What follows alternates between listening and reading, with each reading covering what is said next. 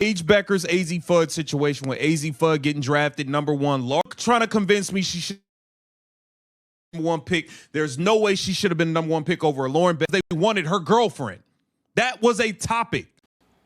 Extramarital, they're not married, but extenuating circumstances outside the relationship, you have to leave your baggage at the door. That is just customary in team. Yeah. It's a difficult situation. Now, granted, the Dallas Wings have been terrible. They have been my team. They're awful, and like 25 points a game. 25 points a game.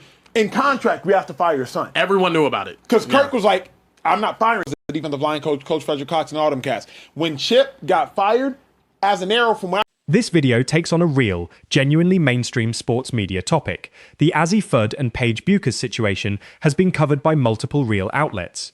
Worth flagging up front that the claim Fudd was drafted largely due to the relationship is this creator's own strong opinion, not something confirmed by any team official. I'm not firing my son. If you want to fire my son, fire me. Yeah. I've seen coaches, from what I heard, even Chip Kelly and Jerry Azzinaro were like this. Jerry Azzinaro was the defensive line coach, Frederick Cox, and all them cats. When Chip got fired, Azzinaro, from what I heard, stopped showing up to work. Damn. Like, Chip gone? I'm gone too. Yeah. Azzinaro ended up going to be the DC with Chip at UCLA. So just to tell y'all how close they are. Yeah. So I've seen certain situations where it's like, hold on, if I'm this close to somebody, if y'all do her like this. The reference to Alyssa Thomas and DeWanna Bonner is accurate. They are a real, married Onba couple, and it's fair context that this isn't the first same-team relationship the league has navigated. Court between opponents. but between opponents, DiJonai Carrington and the other one, and then they ended up coming and defending their like partner against their own teammate, which was kind of crazy. They ended up getting traded to the same team, I think. Anyway, Yeah. but I think it's a look. This also just in general, this kind of makes the W really, really fun. I'll be honest with you. This makes the W fun. But I will say this: the DiJonai Carrington and Nalissa Smith relationship referenced here is real and well documented. They've been a couple since playing together at Baylor. Specific claims about on-court conduct during any particular incident should be treated as this creator's characterization rather than independently confirmed fact. Doing all types of dirty stuff to Caitlin Clark. Scuffles were happening during games, and Alyssa Smith was helping her girlfriend and the Connecticut Sun and not her own teammates. People had a real problem with that. She watched Caitlin Clark get poked in the eye, never defended her teammate because it was her girlfriend doing it. It was an issue. Fast forward, they both get traded to Dallas, and I don't know if it was the GM or the owner at the time. I believe it was the GM that said, yeah, we wanted DiJonai the whole time, so we went and got Nalissa. They came out and said they only... The real trade context checks out. Outkick's own reporting confirmed that Wings GM Kurt Miller indicated trading for Smith was intended partly to help lure Carrington to Dallas as a package, genuine front office strategy around a real relationship. Her being Paige Becker's girlfriend. You get spare me with trying to convince me she should be #1 pick. There's no way she should have been #1 pick over Lauren Betts, Olivia Miles, or an Iowa fam. I'm sorry. I just got to keep it real. Okay, now we have seen this stuff play out. People are talking about it. I know this is a touchy subject for some people, but This shifts into a real, more measured panel discussion. Genuine commentary noting this dynamic is uncommon in most other professional sports. A fair observation about how visible same-team relationships are in the WNBA specifically. So I was just going to add more context here. So the two played at Connecticut last year, won a national championship together. Yes, they've been dating since then.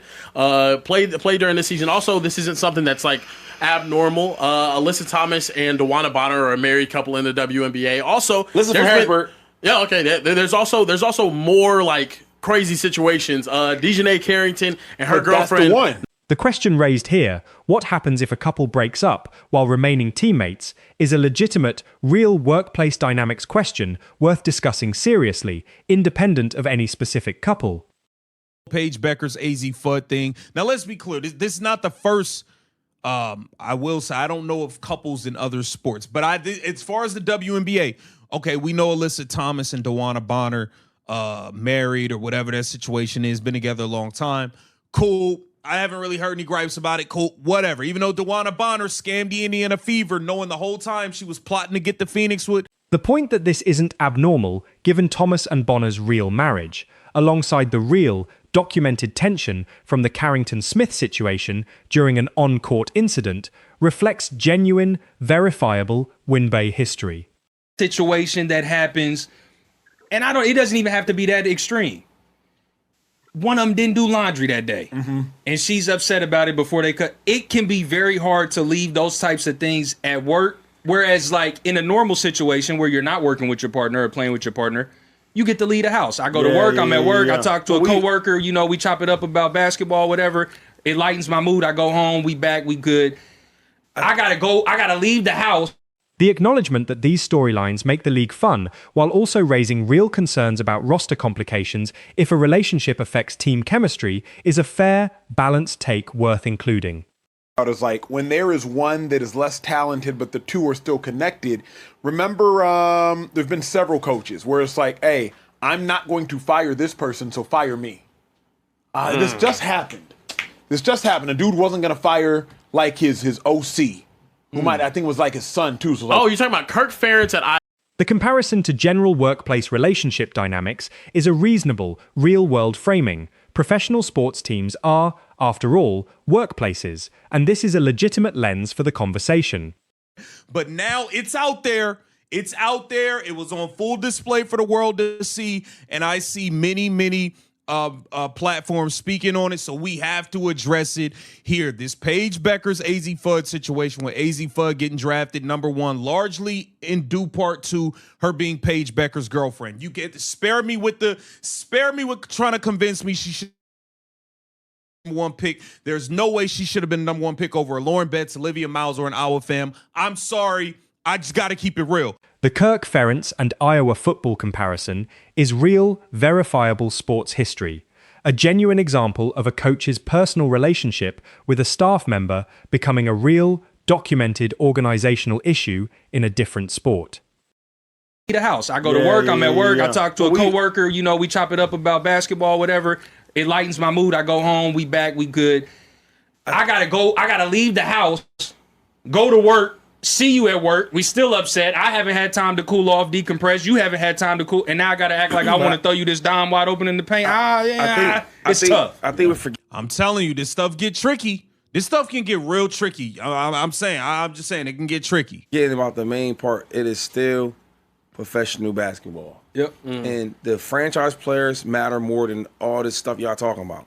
So if this was Luka, because you love Luka, if Luka wanted to.